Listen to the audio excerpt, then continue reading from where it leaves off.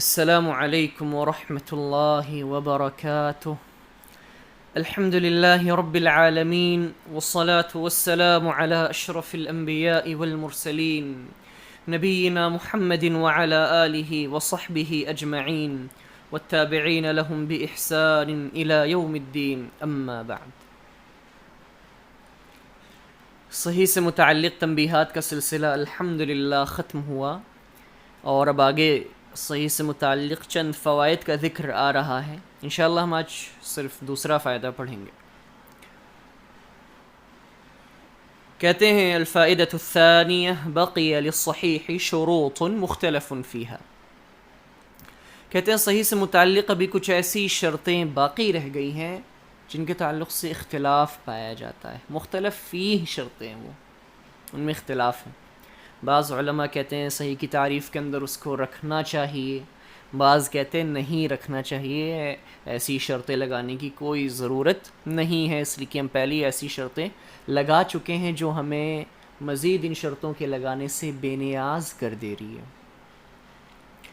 دیکھیے، کہتے ہیں انہی مختلف شرطوں میں سے ایک شرط ہے، منہا انہی میں سے ایک ہے ما ذکرہ الحاکم فی علوم الحدیث، جس کا ذکر امام حاکم رحمہ اللہ نے علوم حدیث کے اندر کیا ہے۔ وہ شرط کیا ہے؟ ان یکون راویہ مشہورا بالطلب، کہ صحیح کا راوی، اس حدیث کا راوی، اس صحیح روایت کا راوی مشہورا بالطلب، مشہور ہو علم حاصل کرنے میں، اہل علم اس کو جانتے ہوں کہ یہ علم حاصل کیا کرتا ہے، علماء کے یہاں بیٹھ کر حدیثیں سیکھتا ہے، انہیں لے کے یاد کرتا ہے، خاص اہمیت دیتا ہے حدیثوں کو لینے، ان کو یاد کرنے کی جانب۔ اسی کو یہاں پہ کہہ رہے ہیں کہ اہل علم اسے جانتے ہوں کہ وہ ایسا شخص ہے۔ یعنی اب مدرسے کے اساتذہ سے کسی بھی طالب علم کے بارے میں پوچھا جائے تو انشاءاللہ وہ بتا لے جائیں گے اس کے بارے میں کہ ہاں یہ بیٹھتا ہے، کلاس میں آتا ہے، چیزیں سیکھتا ہے وغیرہ وغیرہ، اس کے بارے میں انہیں تفصیلات معلوم رہیں گی۔ لیکن وہی کسی باہر کے آدمی کے بارے میں ان سے پوچھا جائے تو وہ بتا پائیں گے؟ نہیں بتا پائیں گے، انہیں نہیں پتہ ہوگا۔ تو یہاں پر بھی جو راوی ہے، کہتے ہیں کہ صرف اس کا فقہ ہونا، یعنی اس کا صرف ضابط ہونا یا عادل ہونا کافی نہیں ہے، بلکہ اہل علم کہ ہاں اس کی پہچان ہو، اسے جانتے ہوں وہ لوگ کہ ہاں یہ اس کا خاص ایک مشغلہ ہے علم کو حاصل کرنا، ہاں حدیثوں کو سیکھنا، حدیثوں کو یاد کرنا۔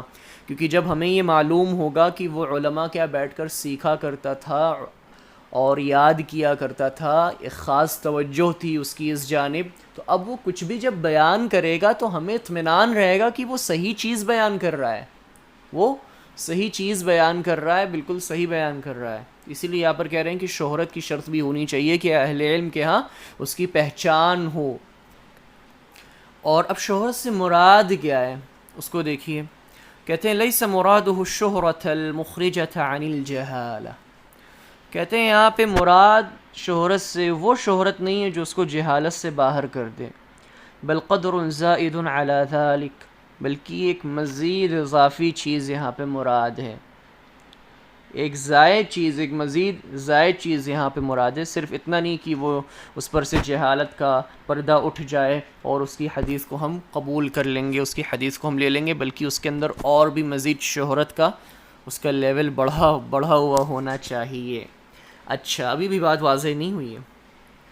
دیکھیے، جب تک آپ یہ نہیں سمجھیں گے کہ جہالت کسے کہتے ہیں، آپ کو ان کی بات مکمل طور پر سمجھ میں نہیں آئے گی۔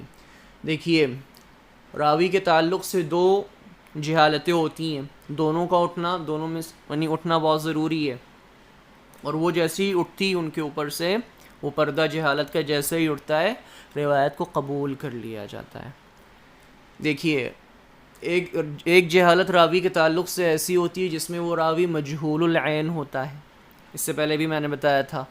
مجہول العین اس راوی کو کہتے ہیں جس سے صرف ایک ہی عالم نے، ایک ہی راوی نے روایت کیا ہو اور اس نے اس کی توثیق نہ کی ہو، روایت تو اس سے لے لی لیکن اس کی توثیق نہ کی، اور اس کے علاوہ دوسرے ائمہ نے بھی اس کی توثیق نہیں کی بھی ہے، تو ایسے راوی کو ہم مجہول العین کہتے ہیں۔ سمجھ میں آ رہی بات؟ کہ اس سے صرف ایک ہی شخص نے روایت کیا ہے اور اس راوی نے اس کی توثیق بھی نہیں کی ہے. اگر یہ جرح و تعدیل کے ائمہ میں سے ہے، اس کی اہلیت اور صلاحیت ہے کہ یہ جرح کر سکے یا عادل قرار دے سکے، اگر اہلیت ہے تو قبول کیا جائے گا. لیکن بہرحال جس نے روایت کیا ہے اس نے بھی توثیق نہیں کی ہوئی ہے. یہ ہو گیا مجہول العین. تو مجہول العین ہے یہ. اگر اس کی توثیق یہ راوی کر دیتا جو دوسرا راوی اس سے بیان کرتا ہے، حدیث کو لیتا ہے، اگر یہ اس کی توثیق کر دیتا ہے، امہ جرح و تعدیل میں سے اگر ہوتا تو اس کی توثیق کر دیتا تو فوراً جہالت کا پردہ اس پر سے اٹھ جاتا. اب بات سمجھ میں آ جاتی کہ اس کی توثیق ہو چکی تو اس کی روایت کو ہم فوراً قبول کر لیں گے، کیونکہ اب جہالت کا پردہ اس پر سے اٹھ چکا ہے. اب یہ اس زمرے میں آ گیا جس میں لوگوں کو مشہور کہا جاتا ہے. جہالت کا الٹا مشہوری تو ہوا نا کہ اب لوگ اس کے بارے میں جان چکے ہیں کہ اس کی توثیق ہے. دوسرا راوی کون سا ہوتا ہے؟ مجہول الحال. مجہول الحال کے اندر مجہول الحال اس راوی کو کہا جاتا ہے جس سے ایک سے زیادہ راویوں نے روایت لی ہوں، روایت بیان کی ہوں، لیکن ان میں سے کسی نے بھی اس کی توثیق نہ کی ہو. یہاں پر بھی اگر اس راوی کی کوئی توثیق کر دیتا ہے، ثقہ کا قرار دے دیتا ہے، تو اب اس کی روایت بھی مقبول ہوگی. اور کیوں مقبول ہوگی؟ کیونکہ جہالت کا پردہ جو اس پر تھا وہ اٹھ چکا ہے، اس کی توثیق ہو چکی ہے، معاملہ اس کا واضح ہو چکا ہے. لیکن یہاں پہ جو لوگ کہہ رہے ہیں کہ وہ راوی مشہور ہو، وہ کہتے ہیں کہ صرف اس کا اتنا سا مشہور ہونا کافی نہیں ہے کہ ایک آدھ آدمی کی طرف سے اس کی توثیق ہو گئی ہو، چند افراد کے تعلق سے اس کی توثیق ہو گئی ہو. وہ یہ نہیں کہنا چاہ رہے ہیں، وہ کہہ رہے ہیں بل قدر زائد علی ذالک، بلکہ اس سے بھی اوپر کا اس کا درجہ ہو. جیسے مثال کے طور پر بہت سارے ائمہ آتے ہیں تو ان کا خاص ایک مقام و مرتبہ ہوتا ہے، ہر آدمی ان کو جانتا ہے، ان کو بتاتا ہے کہ ارے بہت فضیلت والے ہیں، بڑے عادل ہیں، ضابط ہیں، حافظے میں یہ وغیرہ وغیرہ وغیرہ. تو یہاں پر بھی یہ کہنا چاہ رہے ہیں کہ اس کا ایک چرچا ہو، ایک اضافی چیز اس کے اندر پائی جانی چاہیے. صرف اتنا نہیں کہ جہالت کا پردہ اس میں سے اٹھ چکا ہو کسی ایک آدمی کی توثیق کر دینے سے، کسی ایک آدمی کے ثقہ قرار دینے سے، یا دو آدمی کے، ایسا نہیں، بلکہ اس کا ایک خاص مقام و مرتبہ ہو، خاص شہرت، اس کی خاص پہچان ہو اہل علم کے درمیان. یہ یہاں پہ ایک سمجھ لیجیے ایک طریقے کا یہ اعتراض ہے، اور اس کو جو بھی آپ نام دیں، لیکن ان کی بات کا کل ملا کے یہی مطلب ہے کہ اس راوی کی شہرت ہونی چاہیے، اور وہ شہرت تھوڑی بڑی شہرت ہو. مطلب صرف یہ نہیں کہ جہالت کا پردہ اس پر سے اٹھ گیا، کسی ایک نے اس کی توثیق کر دی، نہیں، بڑی شہرت اس کی تھوڑی ہونی چاہیے اس سے زیادہ. ہاں آگے بیچ میں میرے خیال سے چھڑوا دیا گیا ہے. نیچے دیکھیے، سب سے نیچے، ایک منٹ. ہاں اب دیکھیے آگے اس کا جواب دے رہے ہیں حافظ ابن حجر رحمہ اللہ. کہتے ہیں یمکن ان یقال. اچھا، عبارت کو پڑھنے سے پہلے میں بتا دیتا ہوں اس میں انہوں نے بتایا کیا ہے، کیونکہ تھوڑا سا ٹیڑھا لکھا ہوا ہے. اس میں انہوں نے یہ بتایا، اس کا جواب دیا اوپر والے اعتراض کا. کہتے ہیں کہ ضبط کی شرط لگا دینا ہمیں شہرت کی شرط لگا دینے سے بے نیاز کر دے رہا ہے، ہمیں بے نیاز کر دیتا ہے. ضرورت ہی نہیں ہے شہرت کی شرط لگانے کی. کیوں ضرورت نہیں ہے؟ کہتے ہیں کہ اہل علم اس کو جانتے ہوں گے، پہچانتے ہوں گے، تبھی تو اس کو ضابط قرار دیا ہوگا. چلتے پھرتے کسی کو بھی تو ضابط تھوڑی نہ کہہ دیں گے، کسی پر ضبط کا حکم تھوڑی نہ لگا دیا جائے گا. عام آدمی میں کوئی ضابط ہو، کوئی ضابط نہ ہو، اس کی کیا قیمت ہے؟ اس کو یعنی اس پر حکم لگانے کا کوئی فائدہ ہے؟ کوئی فائدہ نہیں ہے، کیونکہ اس کی کوئی پہچان نہیں ہے. تو یہاں پر کسی بھی راوی کو اگر ضابط کہا گیا ہے تو اس کی پہچان اہل علم کے درمیان رہی ہوگی، شہرہ رہا ہوگا، تبھی تو اس کو اہل علم نے ضابط کہا تھا. تو کہتے ہیں کہ ضبط کی شرط لگا دینا شہرت کی شرط لگانے سے ہمیں بے نیاز کر دے رہا ہے. کیونکہ اہل علم نے، آپ کہہ رہے ہیں کہ شہرت کی شرط لگاؤ، کیوں لگاؤ؟ وجہ کیا ہے؟ اس وجہ یہی ہے نا کہ وہ علم کو حاصل کرتا تھا، حدیثوں کو لینے میں توجہ دیتا تھا. تو اب جب ہمیں پتہ چل جائے گا کہ اس کی شہرت ہے تو ہمیں یہ پتہ چل جائے گا کہ وہ توجہ دیا کرتا تھا حدیثوں کو حاصل کرنے، لینے، یاد کرنے میں. اور جب ہمیں یہ پتہ چل جائے گا کہ وہ حدیثوں کو یاد کرنے، لینے میں اس کی خاص اہمیت دیتا تھا، تو پھر ہمارے نفس کو، دل کو اطمینان ہو جائے گا کہ یہ جو بھی بیان کر رہا ہے وہ صحیح بیان کر رہا ہے نا. تو کہتے ہیں کہ پھر یہ چیز تو ہمیں ضبط کی شرط لگانے سے آلریڈی پتہ چل جا رہی ہے، کیونکہ ضابط اسی کو کہیں گے جس کی اہل علم کے ہاں پہلے سے پہچان ہو. ایسے کسی کو بھی تھوڑی نہ کہہ دیا جاتا ہے کہ یہ حافظے کا مضبوط ہے نہیں مضبوط ہے. اس کے ضابط ہونے نہ ہونے کا فائدہ کیا؟ کوئی فائدہ نہیں ہے.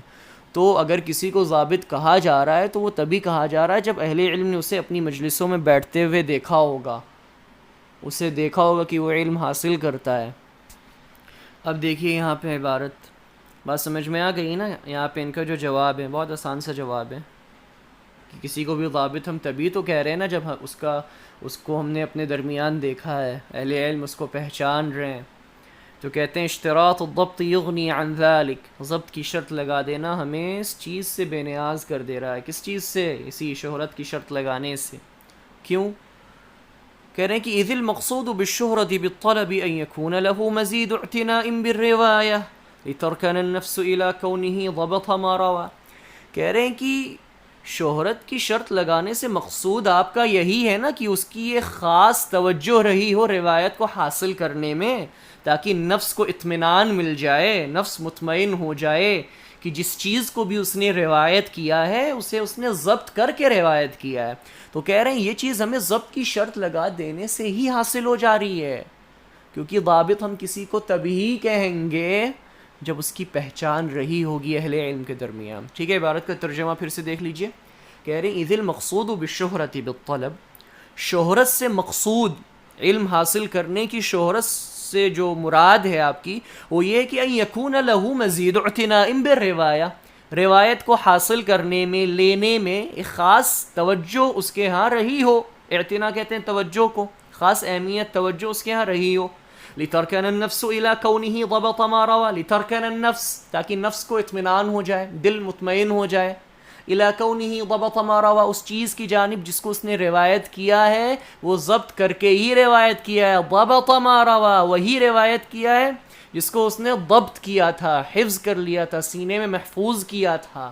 تو کہہ رہے ہیں ان چیزوں کا پتہ ہمیں ضبط کی شرط لگا دینے ہی سے پتہ چل جا رہا ہے، کیونکہ ضبط کی شرط لگا دینا اس سے یہ اس بات کا لازم ہے کہ وہ مشہور رہا ہوگا، اہل علم اسے پہچان رہے ہوں گے، تبھی ان لوگوں نے اسے ضابط کہا ہوگا. اور مشہور کیسے ہوا ہوگا؟ جب اس نے خاص توجہ دی ہوگی علم حاصل کرنے میں، اور خاص توجہ دی ہوگی تو اس کا لازمی معنی یہ ہے کہ یہ کیسے پتہ چلا؟ جب اس نے روایتوں کو حفظ کیا، یاد کیا، حاصل کیا. ٹھیک ہے، تو یہ ہے اس کا جواب. ٹھیک ہے، بات یہ پہ الحمدللہ ختم ہوئی. وصلی اللہ علی نبینا محمد وعلی آلہ وصحبہ اجمعین. کسی کو کوئی چیز اگر نہ سمجھ میں آئے تو بتا دیا کریں، اور اگر سمجھ میں آ جائے تو بھی بتا دیا کریں، تاکہ مجھے پتہ چلے نا کہ دیکھنے والے سننے والے کتنا سمجھ رہے ہیں. ٹھیک ہے، السلام علیکم ورحمۃ اللہ وبرکاتہ.